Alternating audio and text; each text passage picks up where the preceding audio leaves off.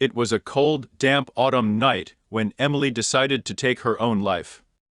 The reasons behind her decision were unknown to all but herself, but it was clear that she had been struggling for some time.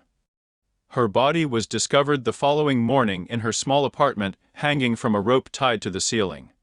Despite the tragic nature of her death, life in the apartment complex continued on as normal. That is, until strange things began to happen. Neighbors reported hearing strange noises in the middle of the night, and some claimed to have seen a ghostly figure lurking in the hallways. The rumors quickly spread, and soon everyone in the building was talking about the haunting of the suicide spirit. At first, most of the residents dismissed the stories as mere superstition, but as the days went on, the disturbances only grew worse.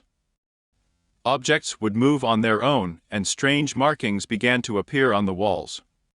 Some residents even claimed to have been physically attacked by an unseen force. The building's landlord, Mr. Jacobs, grew concerned about the growing number of complaints and decided to call in a team of paranormal investigators to determine the cause of the disturbances.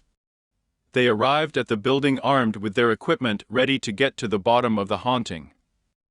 The investigators quickly discovered that the disturbances were centered around Emily's former apartment. They could feel a heavy presence in the air and noticed that the temperature seemed to drop several degrees as they approached the door. When they opened the door, they were hit with a blast of cold air, and the sound of whispering filled the room. They began to conduct their investigation, and soon discovered that Emily's spirit was still present in the apartment. They could sense her overwhelming sadness and despair, and realized that she was trapped in the apartment, unable to move on. They decided to try and communicate with her, hoping to help her find peace. They set up their equipment and began to ask questions, hoping to receive a response. At first, there was nothing but silence, but after several minutes, they heard a faint whispering coming from the other side of the room. They continued to ask questions, and the responses grew stronger and more audible. Emily's spirit began to open up, revealing the depths of her pain and sorrow. She spoke of her struggles with depression and how she had felt alone and helpless in her final moments. The investigators knew that they had to help her and quickly devised a plan to release her from the apartment. They performed a ritual calling on a higher power to help guide Emily's spirit to the other side. As they completed the ritual, they could feel a shift in the air, and the room grew still.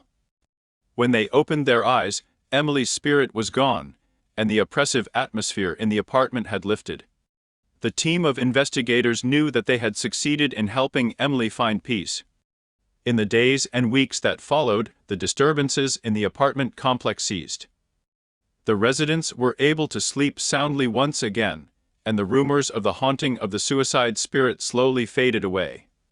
But for the paranormal investigators who had helped release Emily's spirit, the memory of her haunting would stay with them forever. It was a reminder of the darkness that can grip the human soul and the importance of reaching out to those who are struggling.